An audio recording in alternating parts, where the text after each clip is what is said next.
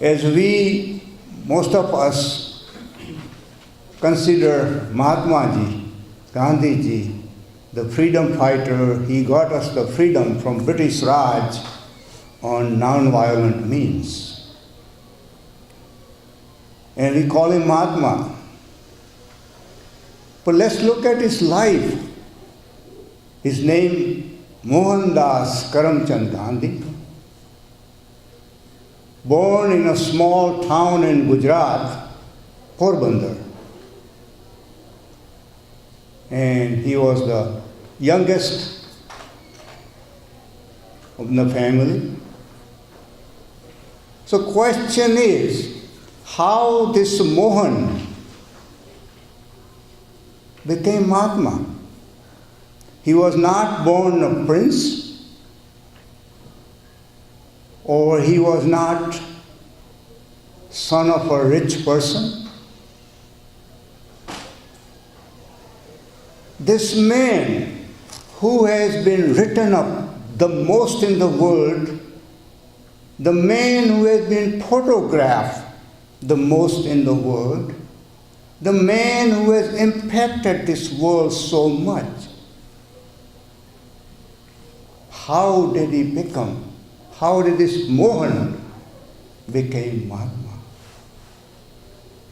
His life as a growing up child was a very ordinary life. He was an ordinary student. He was not a scientist or doctor, or even for that matter, he did not hold any position throughout his life as a politician.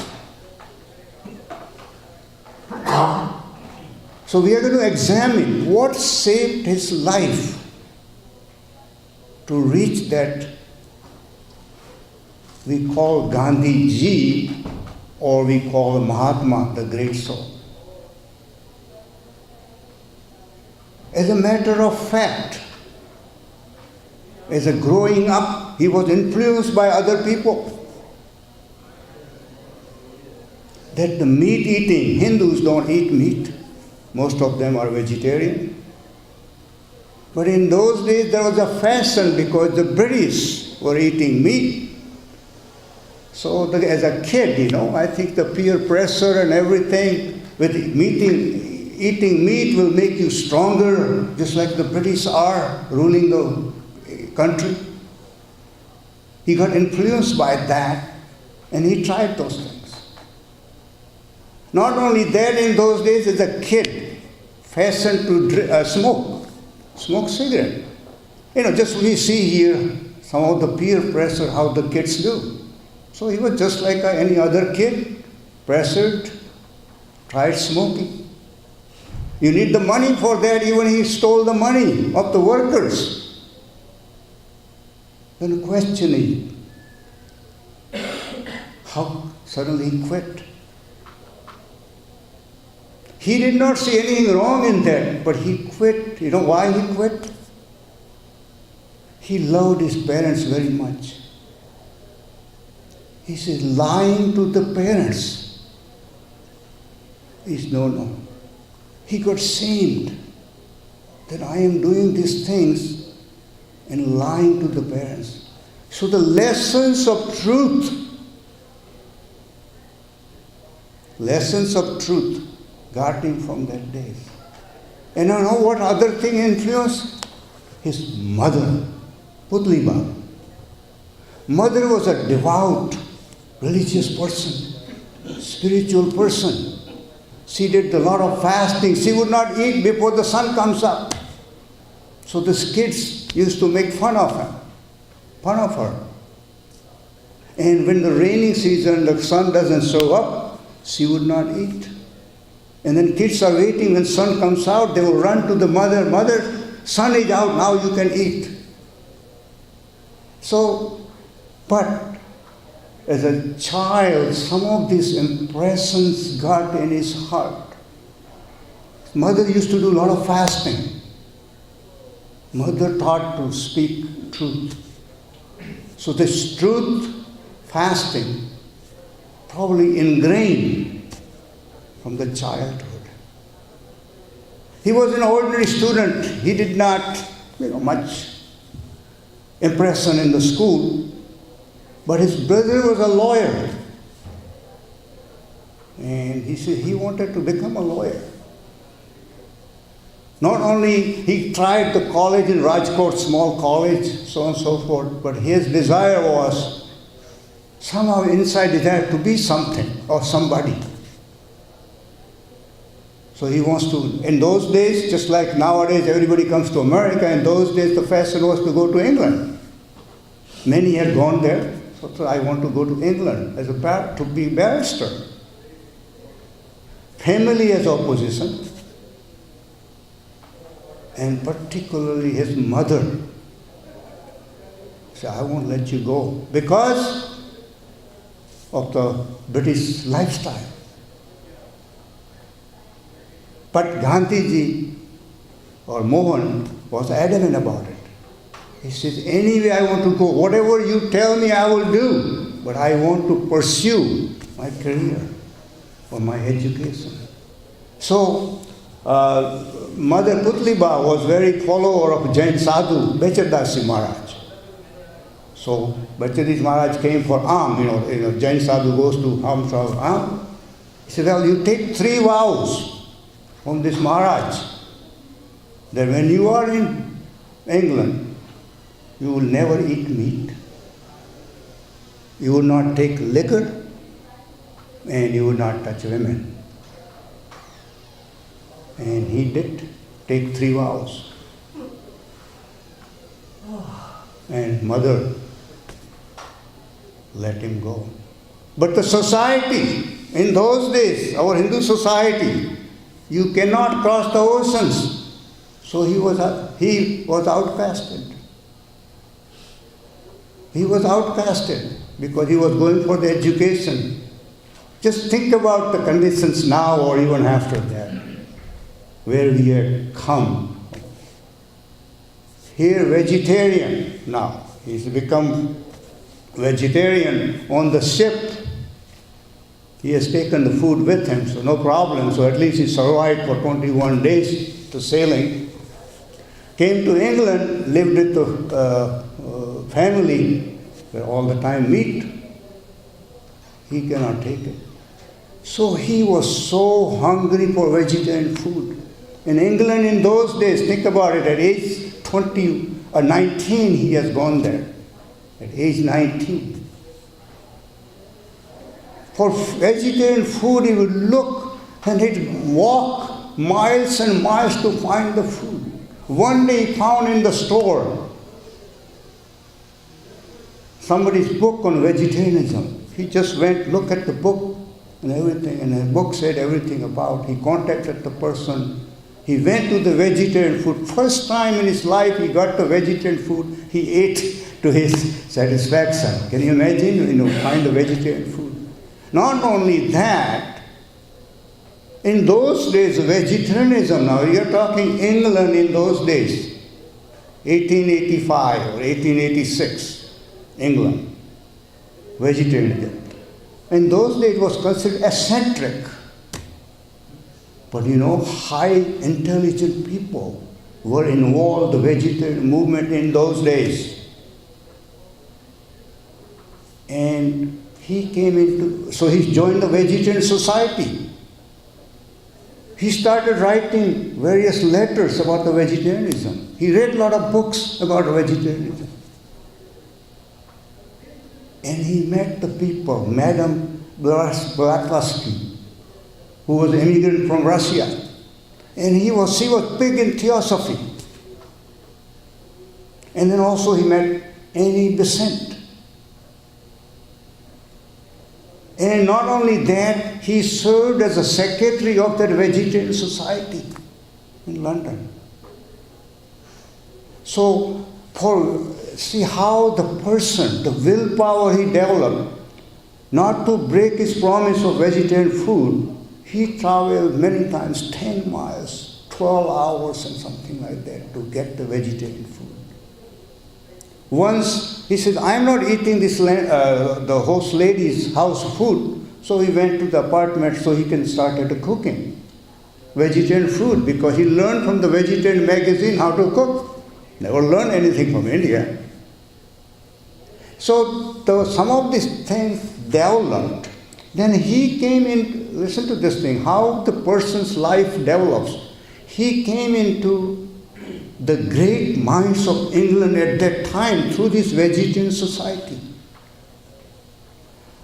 Through theosophy, first time he read Gita. Also, of course, there was some influence with people, he read Bible too.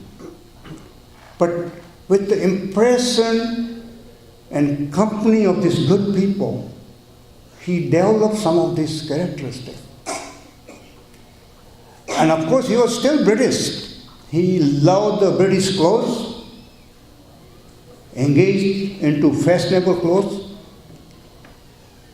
But he became barrister in 2.5 years and he came back to India, looking for a job. Can't find it. His brother tried.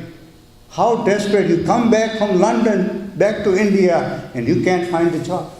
He was so insecure inside that after this much education, I can't find a job. His brother was a barrister, he was a lawyer, he was doing very well. But somehow he could not. But his brother got a call from South Africa. Dada Abdullah, he had a big Muslim merchant. He needed some lawyer. So brother thought, well, why don't we send Mohan there? And he accepted. He came to South Africa, and that's where his life will be changed forever. South Africa became his experimental lab. Some of the London people, they were all experienced people. Some of the things he had learned in London. So the first trial was his boss sent, his owner sent him to Johannesburg. He got the first class ticket. And he was in the train compartment, first class, reading the book. English person is passing by, he saw this brown man sitting in first class. He complained to the train person. Railway person came, you cannot travel first class. He said, I have my ticket. Brown people, other than white people, cannot travel in first class. You have to go to the third class. He used to call them coolies. Indians were coolies, because indentured labor sent from India there. He was thrown out. His baggage was thrown out. And he spent the whole night in cold weather outside. Even railway station master could not help him. He had a warm clothes, but for principle, somehow he was so mad. And he did the introspection. What is wrong? He did not blame the station master. He did not blame the person who threw him out. He blamed the system. He said, this is the disease or cancer of color, and that has to be rooted out. He decided then and there that I am going to fight to eliminate this discrimination, color. Finally, he reached to the place he was going. He complained, sent to the newspaper articles about this injustice. He says, I want to fight against injustice. So the case was done and everything, and he came back to Natal again. And he called the people up that we had to do something about this. And the people joined. Well, people in those days, we had a slavery mind because we were ruled by the British. He said, this is all going on, this has been going on. Indian merchants were ready to do their business and profit, and the workers were doing their job. Nobody kind of just accepted all this. So that incident changed one of the things. But now many other incidents happened to his South Africa status. The next one was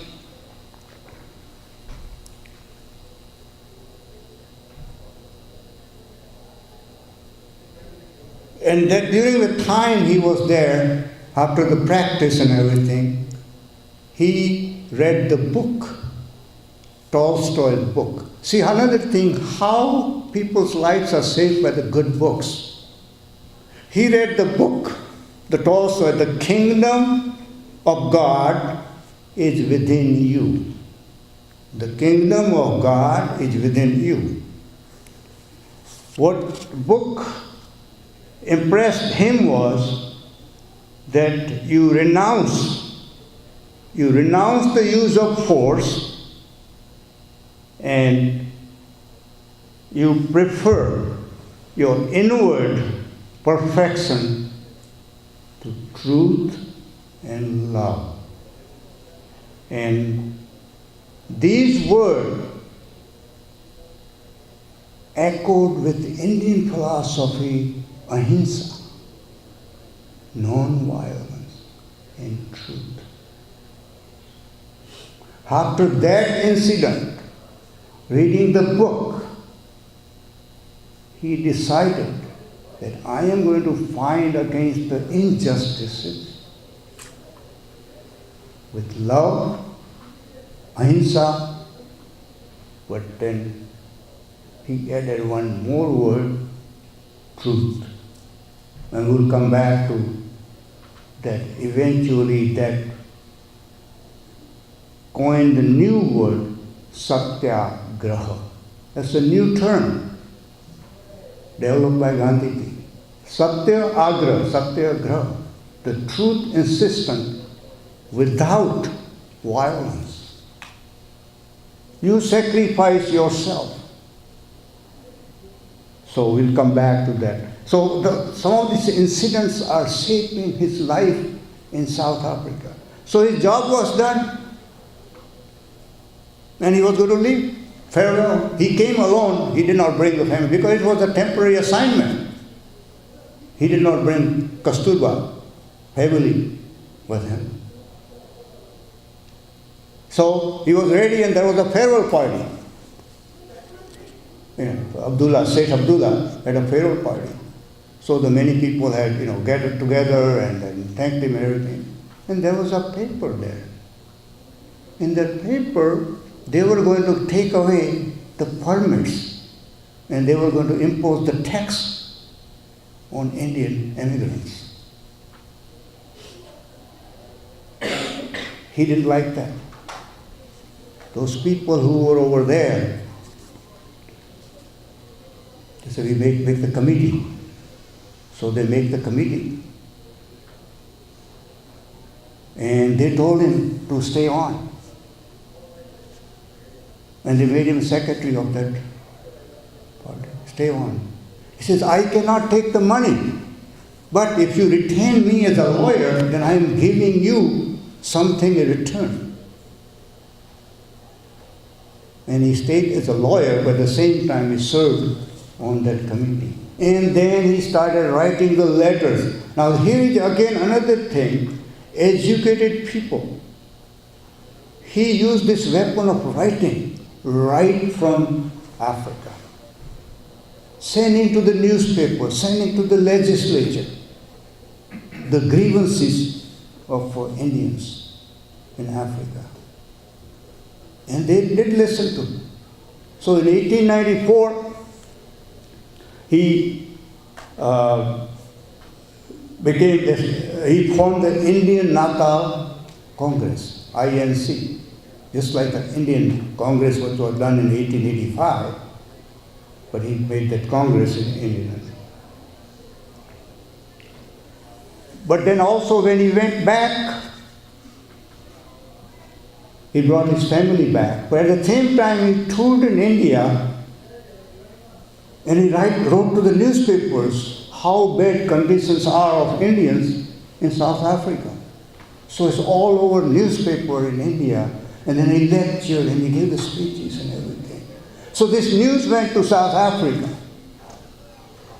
So when he went back, the Africans twice were ready to oppose him, go back. They stalled the ship, were in the port.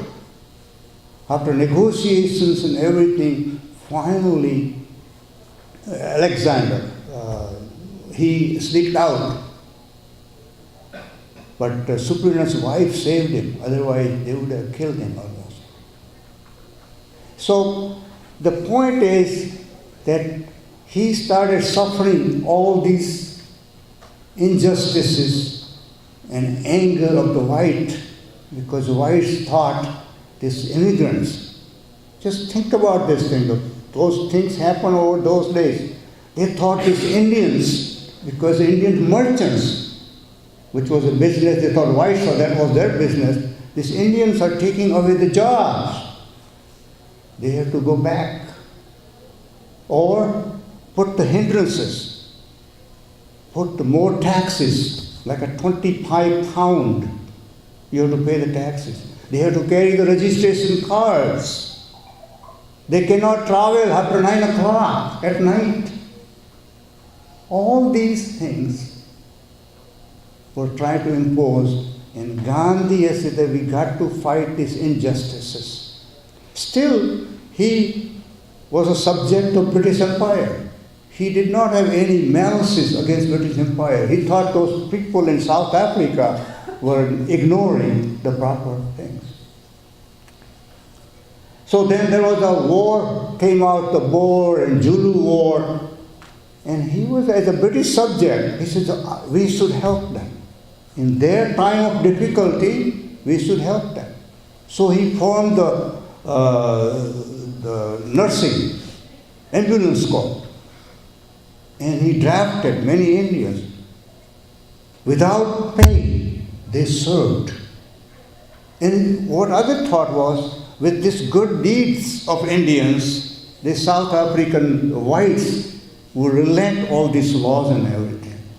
Well, they accepted this. As a matter of fact, he drafted army of Indians, and we will fight for you. But those whites did not accept that fighting, along with the white people, these brown people fighting, they did not. But they gave them the job of this, corps, ambulance corps, where they treated the wounded people and so forth. It was pressed very well all over in England and India and all of that. But those guys, white officers over there, they did not care much out. They thought they promised that thing, but they did not take it away. So his resolve became very stronger to move on further. Then came again, how the people affect you in your life. The foreigners, Henry Pollack and Kallenbach, they helped him. Then he came back to the book. Again, this is the power of the book. He came with Ruskin's book, Unto This Last. Unto This Last showed how the person should live by his own means. Whether you are a laborer or you are a judge or everything, we all should be treated equal. So the first time he bought the land and made like a farm, or we call it in India ashram. So Tolstoy Farm, he gave the name because he had read that book Tolstoy and gave the name Tolstoy Farm. Tolstoy found they were self-sufficient. And then again he knew the power of the paper. He started Indian opinion paper. Indian opinion paper was distributed, and he gave all these conditions and injustices and create the opinion among the Indians, because Indians are apolitical, busy in their life and everything. In a way, kind of trained them and everything. Then in 1906, there was a Zulu uprising, and again he served there, wounded people. The Zulus helped them. So again, but 1906, something else happened. And that was, after seeing the injustice against Zulus, which is a Boer and the tribe people, what kind of injustice? He decided got to sacrifice. One has to sacrifice. And he thought, again, it's Indian psyche. You have to sacrifice your pleasures. He was devoting a lot of money, he was helping a lot of people. He accepted brahmacharya, celibacy, at such a young age, 37. He talked to the people. He talked to Kasturba. Why he's doing that. She accepted. People accepted.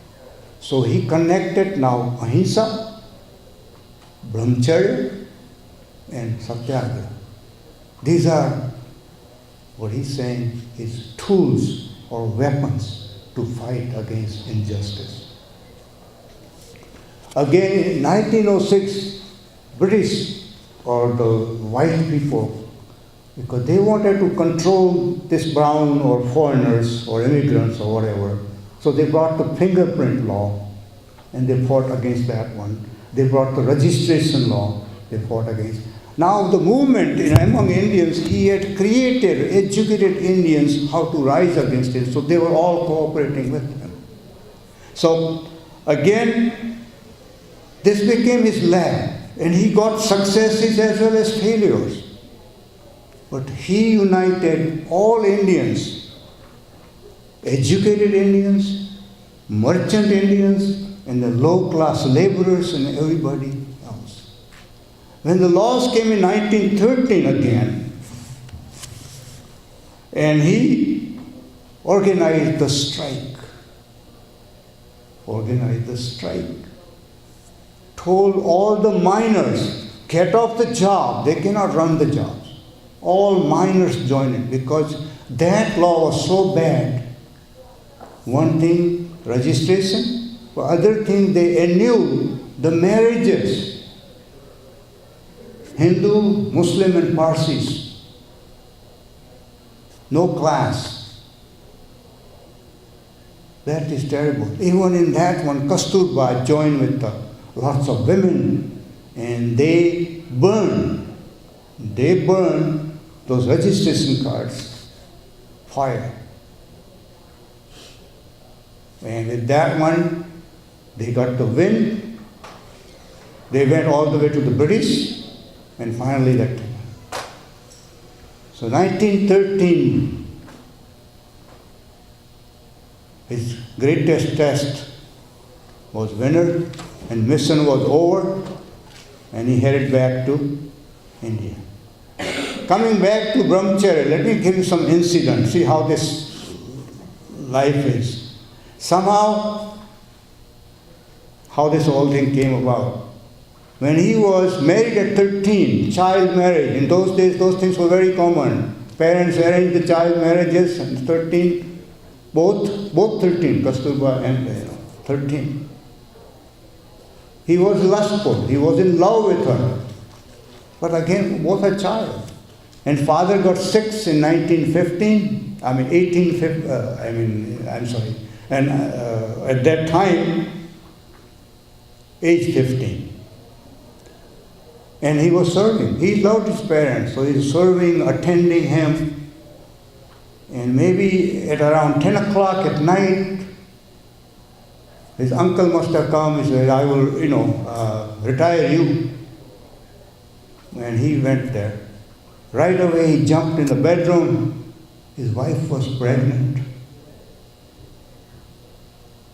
And he enjoyed the sex. And sooner, the knock on the door, servant came, your father is dead. That incident hurt him. He was so sad that my lust, my satanic, I missed my father's last moment. So he had that against the sex, and that's why, even at that time at the Brahmacharya, in 1906 we talked about, he took. Again, also another thing, diet. He was very strict dietitian. Whatever he had learned in London, and looking for the vegetarian food and reading about the diet. So he was considered kind of an expert in the diet, on nutrition values and so on and so forth. But meanwhile, his thing has spread, his news has spread what he has done in South Africa. Gokhale here in India, who was a freedom fighter, he came to Africa, visited, and he saw what he comes. And Gokhale was kind of a mentor for Gandhiji coming back to India. In Indian politics, Gandhiji did not know.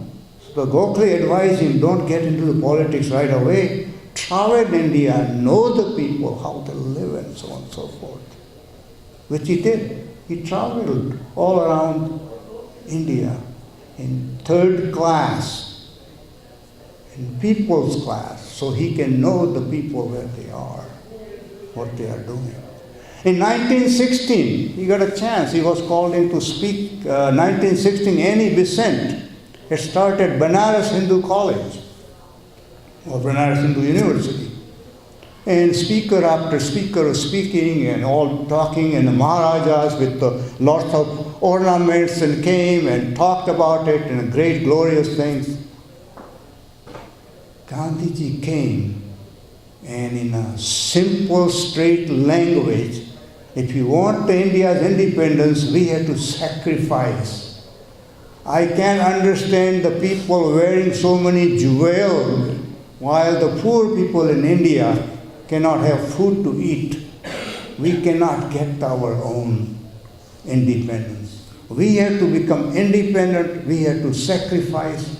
And then it's Congress writing the things to the British. They are not going to do anything.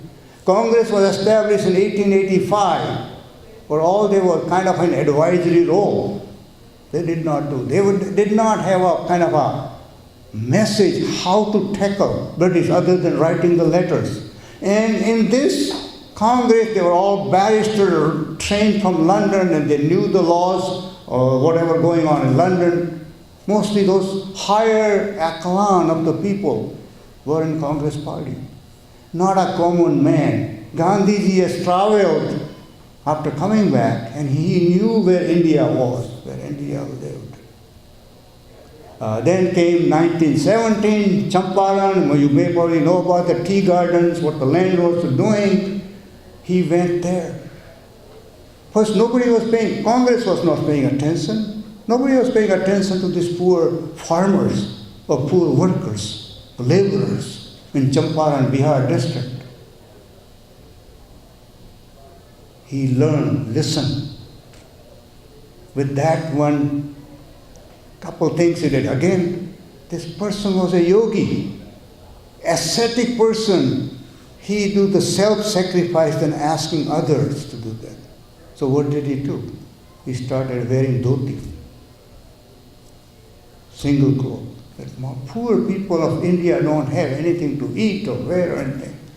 Another thing, food-wise, he says, I will take only 5 items in 24-hour period, which just like yogis do. 5 items in a day. So he was living like a yogi, but at the same time helping the others. So what did he do? Many lawyers, most of the people fighting against British were lawyers. So he said, well, let's have a lawsuit against these landlords of the tea. He says, landlords, they're going to win. You're going to waste the time and money for years to come. Nothing is going to happen. He advised that I need 1,000 volunteers. Go around the villages, get the proofs, what they have done. So he collected all those proofs and everything. And then landlord, and this word spread all around India, not only Bihar, but all around India. This landlord got very scared. And judges put the order that you get out of Bihar, out. He says, no, I'm not going to leave Bihar.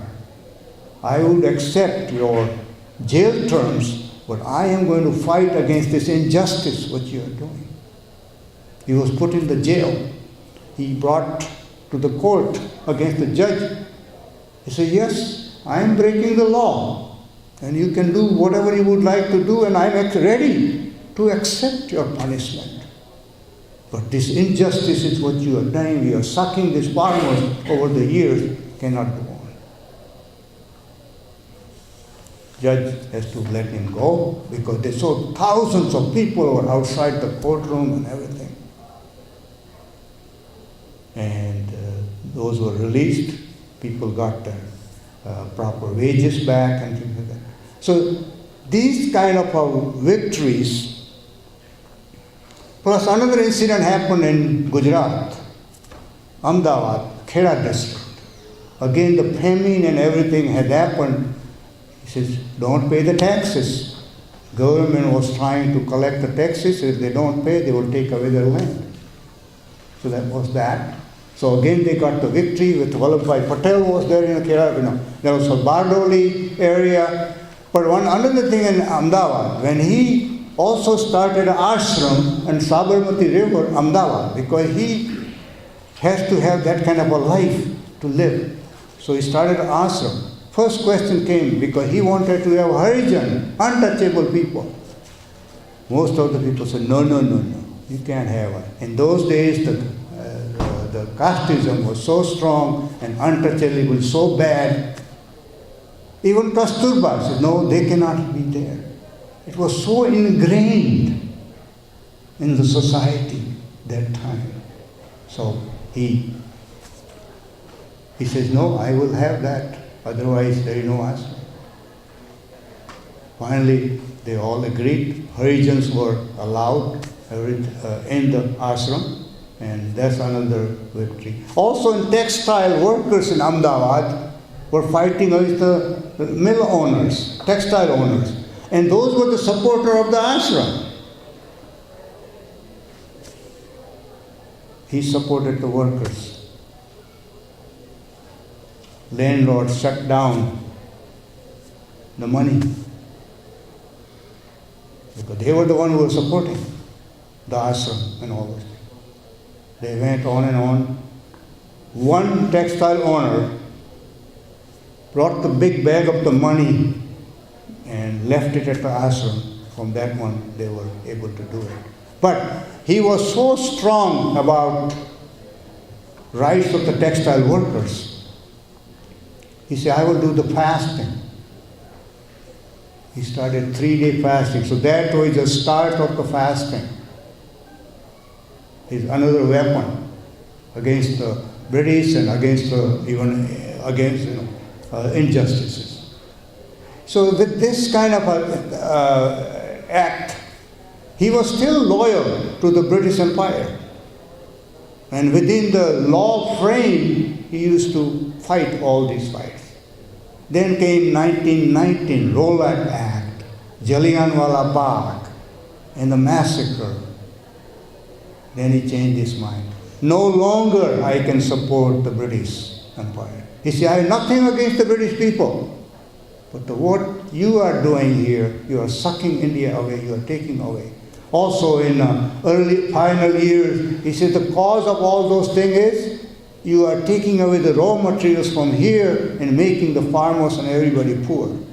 So he says, discard. Now it's a non-cooperation movement. These are all new things to the world, non-cooperation movement. Get rid of the British goods, clothes, even leave the schools, leave the jobs, do not support this administration. How can they survive? And you have seen the example of this non-cooperation movement, disobedience movement, later on, carried on by these world leaders, so on and so forth. So that one, then came again the Quit India movement, And he was not, in the time I will move on, he was, but whatever he learned in South Africa, he applied to the masses in India.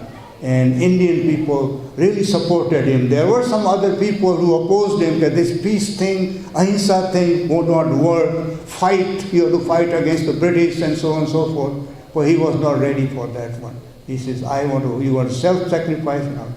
And important thing happened, 1930, Salt March. That changed the entire picture in the world. Salt March, he declared, at this time he declared that I am against, you have to leave India, you have to give the complete independence. But this genius man, he brought a small thing, the salt, and he's such a gentleman. In advance notice he gives to the government, I am going to break the law, I am going to go to the ocean or sea and manufacture the salt. You are giving a tax. Now salt is a lifeline for every being. This British made the money out of this tax on the salt. Nobody else can produce the salt at that time. So this man from Ahmedabad, he tried 240 miles journey, 24 days by foot. Only 10 or 12 people with him. But by the time they reached, thousands of people had joined him. And he declared over there and he went to salt. But in this 24-day Padayatra, or foot, the entire India woke up. Entire world knew what was going on. The foreign reporters came and they reported what this 61-year-old man walking at a speed other people cannot even keep up. And the villages and people just aroused India's fervor to do something. And they loved him and they sainted him. By the way, 1913, Tagore gave him the title, or dubbed the title Mahatma, the great soul. Because whatever he saw in South Africa, this isn't personal. But he got success, everything, British government, when power is there, they got the force. They captured many of the people, they hit many people, so many things were hurt and all so forth. Gandhi was not ready to divide India. British, he knew the British, they have done over the years, divide India. Already they have round table conference in London where they wanted to give the Harijan separate right, the Sikh separate rights, Muslim separate rights and Hindu. They wanted to divide India and rule. Says nothing doing. I don't want to. First conference failed, second conference failed, and even when Mountbatten came over there, it did not. He did not like it, partition of India. But one side Jinnah on Muslim League, and on this side Congress, Nehru, they said whatever happens, we need the independence, partition, and that happened. But he was always unity of Hindu and Muslims. And whatever happened, the bloodshed during the part. So, and funny thing is this, he was not happy. He went to do the amity between Hindu and Muslim and Noakhali and Bihar and Kashmir and every place, all those places. Independence came, but in 1948, the Gillot, he did not like what he was doing with the Muslims, what he was giving or favoring, and he killed him. So the question is, this Gandhi, which image you want to look at it? So let me talk about what image of Gandhi we want to look at, and then we'll talk about briefly that Gandhi as a student. Think about his student days. Gandhi as a lawyer. Think about his professionalism. Gandhi as a vegetarian. Gandhi as an activist. Gandhi as a pacifist. Gandhi as a writer. He has written so many. His book, in Gujarati he wrote Atmakatha, Satya Na Prayogo, Experiment in Truth. This kind of a book, I don't think anybody has written where truth, whatever way it happened, he said without caring about whether it will give him a credit or not, but he wrote the truth. He stuck to the truth. So the Gandhi's image as a writer, Gandhi's image as a politician, also as a yogi, karma yogi. He was a yogi. Also socialist, humanitarian. Gandhi is a friend of women. He supported women's rights. He gave the women equality, women education. Another thing, right, India is, and also children in love. Harijan, he called them untouchables, Harijan, people of God. He gave them, all. But he loved everyone. He fought against the British, but he loved the British people, British people's genuinity, because he had lived in London with the British people. Even when he went in London, he lived with those textile people who had lost the job due to the movement of Swadeshi thing in India. And they loved him. And he was so strict, even when he went to see the Queen and King, he wear his dhoti. He was so self-determined, believed in his principles. Also, one other thing, cleanliness. He was a very much proponent of cleanliness, which still we have a problem in India after so many years he's gone. Cleanliness. He did not like the people. Also, he believed in self-service. People have to do their own work. So the legacy, Gandhi's is non-violence. And the legacy has been carried out.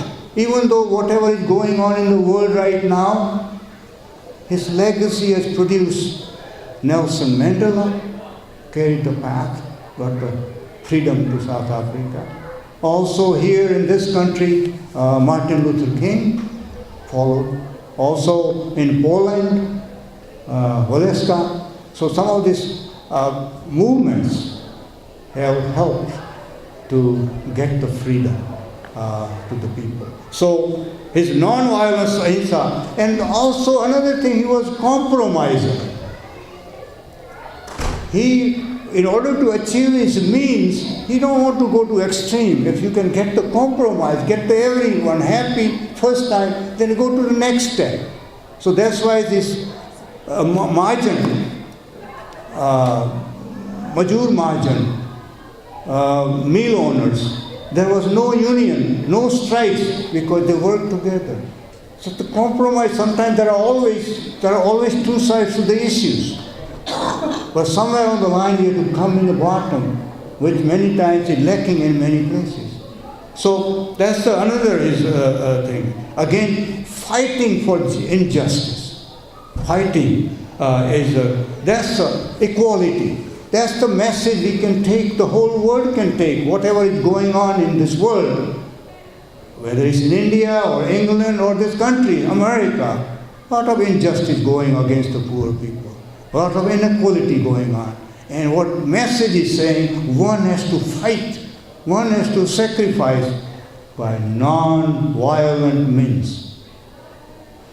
And that's where his ahimsa comes, not passive ahimsa. Not killing anybody, not hurting. But the ahimsa is kind of a love. Fight with love, make other one understand, aware of the issues what we have. And of course, self-discipline, the change, he coined the word. If you want to have a change in the world, change yourself. We have to start with us, with oneself, to change the world.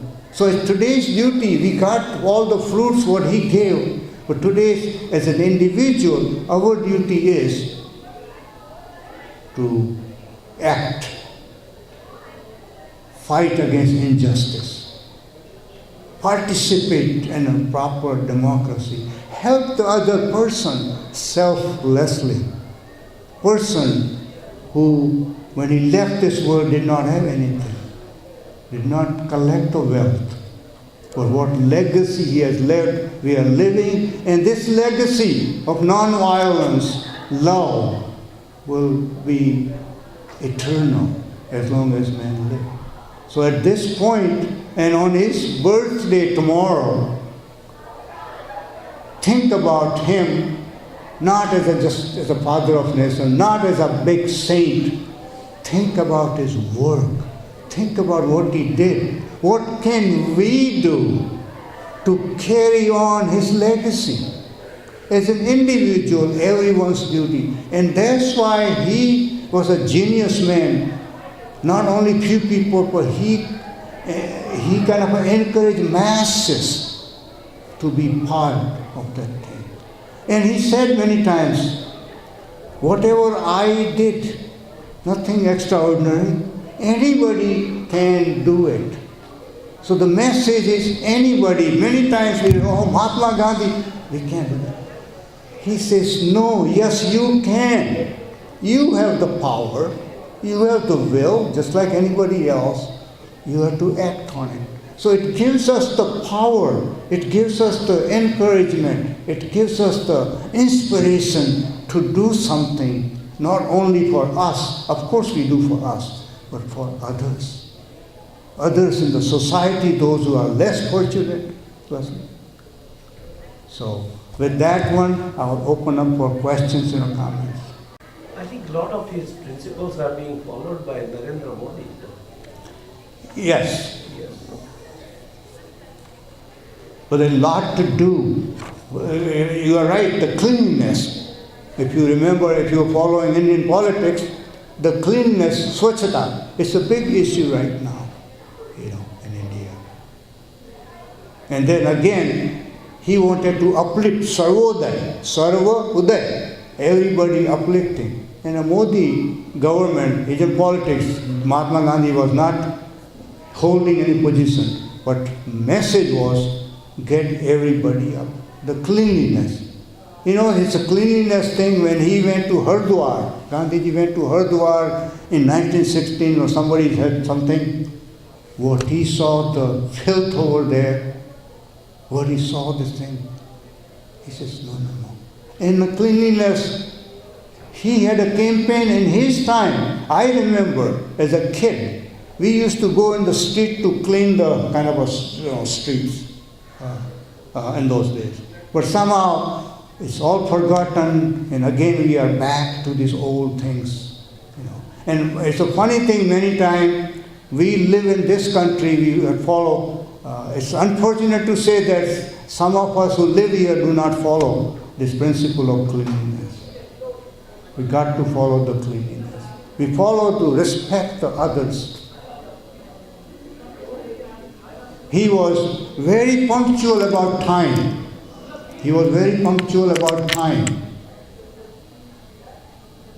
But some of us, India they don't follow, but here we don't follow the time.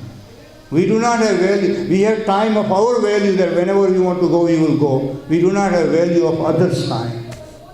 So the consideration for others is very important. Sometimes the meeting would start 10 minutes late, 15 minutes late. If we have the job interview, we'll go on time. If we have some wedding, we'll go on time.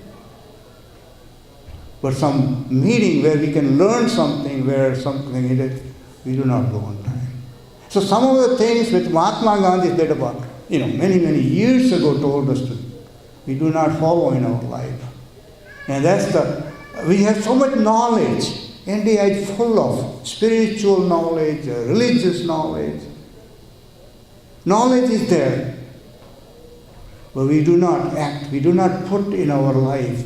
And what Gandhiji did, whatever the knowledge he took, he put it into practice. Some of these methods, this England returned freedom fighter did not like his method because too simplistic. So, any more? So Mahatma Gandhi, he began with being more like a brown British in a way, by his education.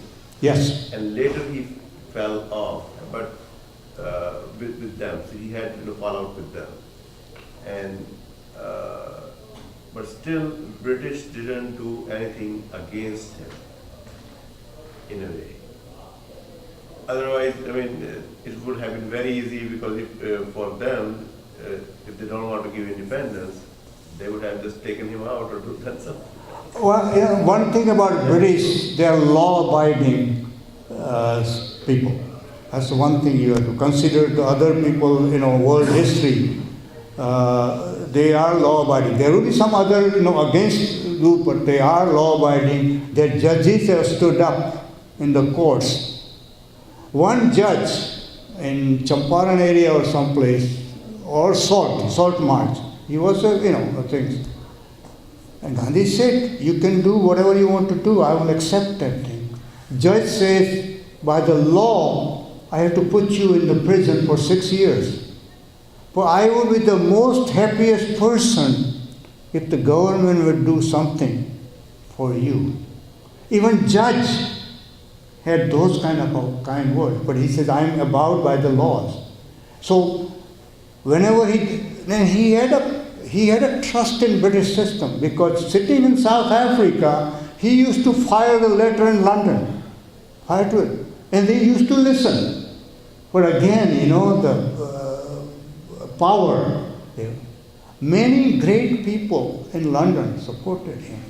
Many, all around the world, if you look at it, not the people in the power, because power, they had they want to hold on to the power any way they can, So he had a respect. That's why he helped, in a way, if somebody else was there, British are enemy, we are not going to help them anyway. He helped in South Africa, the British. Even though they have done everything against him, he helped them in the Zulu War, Boer War, everything. Not only that, even in 1914, World War I, he said, it's the British Empire, we are subject. He never had idea.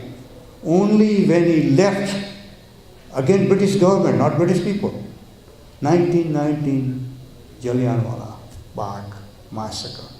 At that time he declared, now I am against the British Raj. What you have done, you are not acted. So the British people do have the law. And after all, they have learned over there. Only the Indianized, thanks to another thing he said, I have a tremendous respect. Though 3 people have done great to my life. One was Tolstoy, the reading that book. One was Ruskin, another book, unto the last. And third one was an Indian, Raichandbai, called Srimad Rajchandra. When he was in South Africa, a lot of Christians urged him or even coaxed him to convert to Christian. So he has met Srimad Rajchandra in India, Bombay. At that time, Srimad Rajchandra was Satavdani and he knew and all those things. So he posed about 27 questions about the religions and everything. Srimad Rajchandra advised that Hinduism, you stick to whatever the principles are. You do not have to change. You can reform. But you do not have to convert. You do not have to change. And that's what he did. He did not change his thing. He took the good. Another is a good one. My window is open to all the winds. He wants to listen to everyone. But I will do whatever I believe in. He was strict in his principles. But he will not completely against. So he was a kind of a multiple point of view. So that's why in his Prarthana Sabhas, he will have Muslim prayer, Christian prayer, Hindu prayer, all kinds of prayers. He respected everyone as a human being. There are so many good examples about his life. You read his autobiography or his read about other writings. What a person. He was a conservationist. We talk about the conservation of the resources. One letter was sent to him, and in those days we used the pins. There are 3 letters. There are no punch buttons at that time, so people had this little pin. Very bad letter against defaming him and everything. So Madhav Desai, his secretary, gave him the letter. Gandhiji read it. He took the pin away. And he threw that letter in the can. Desai says, what did you do? Mahatmaji, why did you take the pen away? So that was the only worthwhile thing. The other thing was the garbage. So the garbage belongs in the garbage. And the pen is saved. So he was a conservationist of resources. He was to the minimal. There is another book written, Small is Beautiful. Some British writer has written. And he has quoted Gandhiji's, what he did. He believed in ashram. Ashram is the old Indian tradition. But he learned from this Tolstoy, learned from this Ruskin. And he started in the foreign land where everything you produce yourself. And from that inspiration, Vinoba Bhave came up with the Sarvodaya principle. Many of the people came out with that one. And that's what Narendra Modi did, that villages, uplift those villages. The masses are living there, So, and his methodology can be applied in this country, which Martin Luther King very successfully did. With fighting, can you imagine fighting with the white force in this country with few black people? No, it won't work.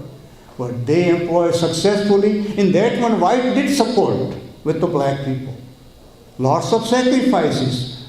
Many people have suffered police brutality and so on and so forth. But eventually won. But again, if you are not aware or if you are not active, those can be taken away. So this is the time again for this country to rise up against the injustice, inequality, brute force. This time has come in. We need another Gandhiji or another Martin Luther King in this country to come up or fight against the injustice. And again, he preached non-violent way, because violence does not win. It is proven. Violence doesn't win. Maybe one time one violence will win, but after a while another violence would. It's already breeding ground. Once the loss, another breeding ground. World War I, World War II, the causes of the World War II are in World War I ending. So anything hopefully can be done. There are many spots in this world with a lot of violence going on, but can be resolved. But the parties are again egoistic and power, that we are right and we are right, and that doesn't work. Somewhere on the line they will come in the middle, listen to both sides. There is always truth somewhere else. One side cannot be right. Same with the religion side. One religion says, I am powerful, I am the only one. It can't work. We got to accept whatever is right in among everyone. No one is perfect. And Gandhiji always tried to make himself perfect. Try to. So that's all our personal vision, personal mission is we purify ourselves. We purify our weaknesses. That's the great message. It's the personal man's story. How ordinary man from Mohan to become Mahatma. I mean, this is the greatest lesson we have, that anybody can become anybody if person tries for it. That's the greatest message of Mahatma. And non-violence, love, it's a universal thing. From centuries we have been told by many prophets. But again, we, with our personal selfishness, personal egoism, we forget the message. We forget the message. Also, I wish you happy Vijayadashmi, which was, I think, yesterday. Vijayadashmi's message is great, whatever that is, but it's 10 things, 9 days and 10th day. But there is a lot of story of Ram and Ravana. But philosophically, Ram is in us and Ravana is in us. And Ramayana is depicted 10-headed. What that is, the 10 bad things in us, 10 negativities. and we remove that 10 heads, negativities. So that's why it's a dasahara, dasera, dasahara. That's the 10 hara. Get rid of these 10 weaknesses or negativities from us. Then we can reach to Rama. Rama is a purity. Rama is a great soul. So we always learn from these great epics, Ramayana and Mahabharata, not question about the reality, whether that thing was there or not, but what the message they are giving us, I have to think. So for personal improvement, these 10 things is Mahatma Gandhi liked this great bhajan, which he used to sing. Vaishnava jana to tene re kaye je peed parai jane re. It's a great, it's a Narsi Mehta, Gujarati poet in 14th century wrote that, and he used to love that. And that Vaishnava jana has been sung over many places, many events, and so on and so forth. So we are very fortunate to have of course, many scriptures, many poets, many epics, to learn from them. Not only learn, but to act or implement in our life. I think that's the central message of all this. But impressive thing is this: if you look at his childhood, good books, good company of the people can make the change.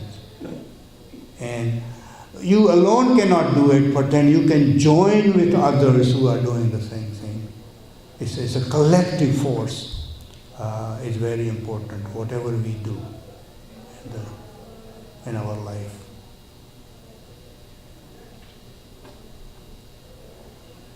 Thank you. Thank you.